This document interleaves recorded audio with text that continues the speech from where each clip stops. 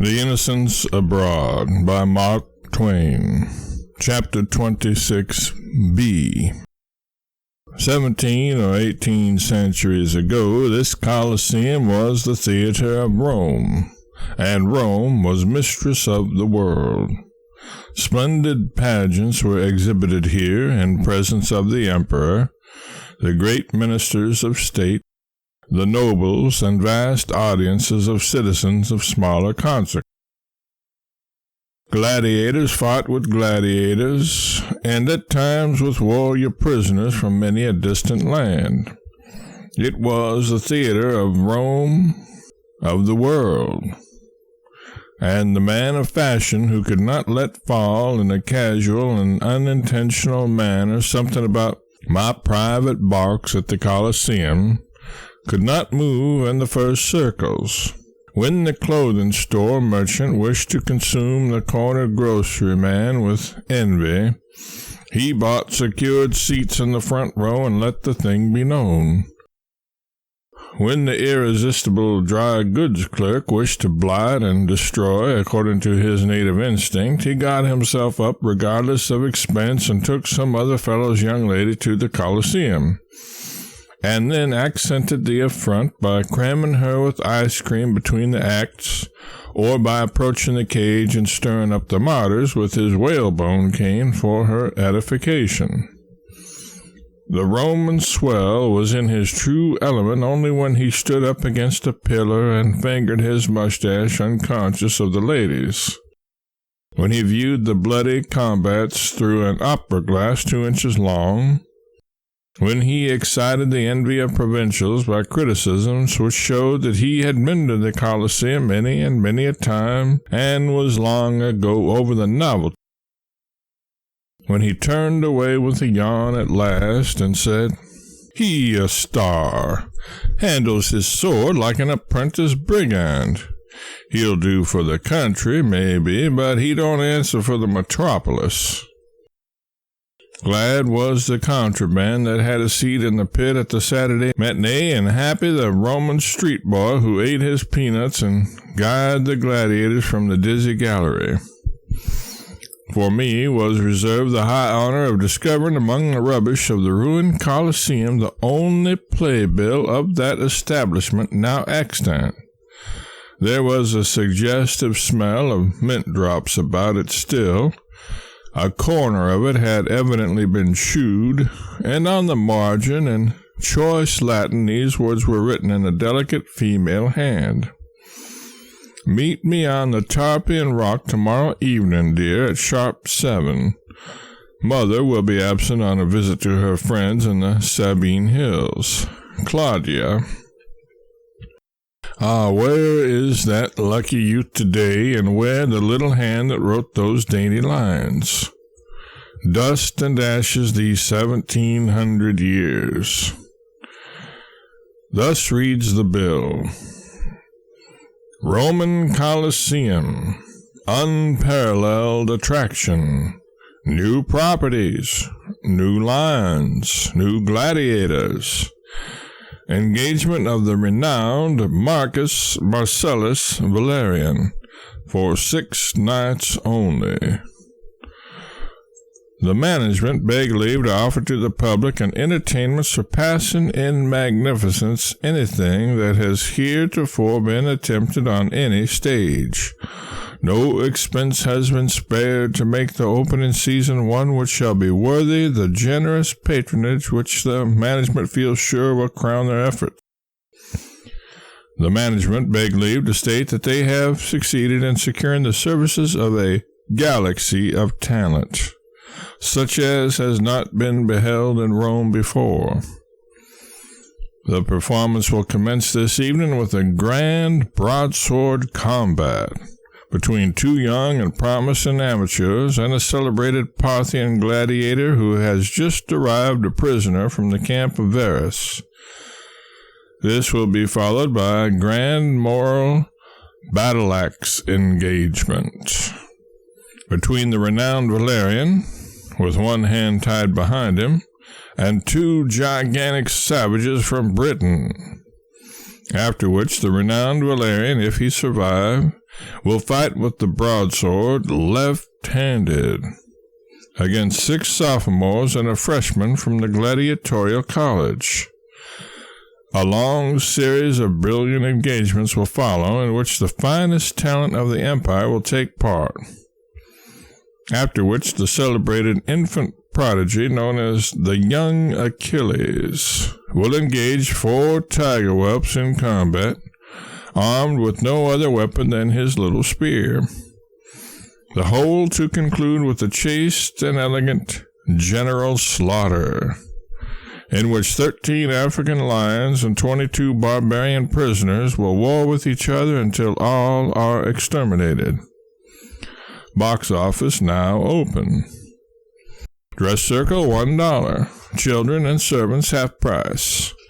An efficient police force will be on hand to preserve order and keep the wild beasts from leaping the railings and discommoding the audience. Doors open at 7. Performance begins at 8. Positively no free list. Deodorous job press. It was as singular as it was gratifying that I was also so fortunate as to find among the rubbish of the arena a stained and mutilated copy of the Roman Daily Battle Axe, containing a critique upon this very performance. It comes to hand too late by many centuries to rank as news, and therefore I translate and publish it simply to show how very little the general style and phraseology of dramatic criticism has altered in the ages that have dragged their slow length along since the carriers laid this one damp and fresh before their Roman patrons. The opening season, Colosseum. Notwithstanding the inclemency of the weather, quite a respectable number of the rank and fashion of the city assembled last night to witness the debut upon metropolitan boards of the young tragedian who has of late been winning such golden opinions in the amphitheaters of the provinces. Some 60,000 persons were present, and but for the fact that the streets were almost impassable, it is fair to presume that the house would have been full. His August Majesty, the Emperor Aurelius, occupied the imperial box, and was the cynosure of all eyes. Many illustrious nobles and generals of the empire graced the occasion with their presence, and not the least among them was the young patrician lieutenant whose laurels, won in the ranks of the Thundering Legion, are still so green upon his brow. The cheer which greeted his entrance was heard beyond the Tiber. The late repairs and decorations add both to the comeliness and the comfort of the Colosseum. The new cushions are a great improvement upon the hard marble seats we have been so long accustomed to. The present management deserve well of the public. They have restored to the Colosseum the gilding, the rich upholstery, and the uniform magnificence which old Colosseum frequenters tell us Rome was so proud of 50 years ago. The opening scene last night, the broadsword combat between 2 young amateurs and a famous Parthian gladiator who was sent here a prisoner, was very fine. The elder of the 2 young gentlemen handled his weapon with a grace that marked the possession of extraordinary talent. His feint of thrusting, followed instantly by a happily delivered blow which unhelmeted the Parthian, was received with hearty applause. He was not thoroughly up in the backhanded stroke, but it was very gratifying to his numerous friends to know that in time practice would have overcome this defect. However, he was killed. His sisters, who were present, expressed considerable regret. His mother left the Colosseum. The other youth maintained the contest with such spirit as to call forth enthusiastic bursts of applause. When at last he fell a corpse, his aged mother ran screaming with hair disheveled and tears streaming from her eyes, and swooned away just as her hands were clutching at the railings of the arena. She was promptly removed by the police. Under the circumstances, the woman's conduct was pardonable, perhaps, but we suggest that such exhibitions interfere with the decorum which should be preserved during the performances, and are highly improper in the presence of the emperor. The Parthian prisoner fought bravely and well he might, for he was fighting for both life and liberty. His wife and children were there to nerve his arm with their love and to remind him of the old home he should see again if he conquered. When his second assailant fell, the woman clasped her children to her breast and wept for joy. But it was only a transient happiness. The captive staggered toward her, and she saw that the liberty he had earned was earned too late. He was wounded unto death. Thus the first act closed in a manner which was entirely satisfactory. The manager was called before the curtain and returned his thanks for the honor done him, in a speech which was replete with wit and humor, and closed by hoping that his humble efforts to afford cheerful and instructive entertainment would continue to meet with the approbation of the Roman public.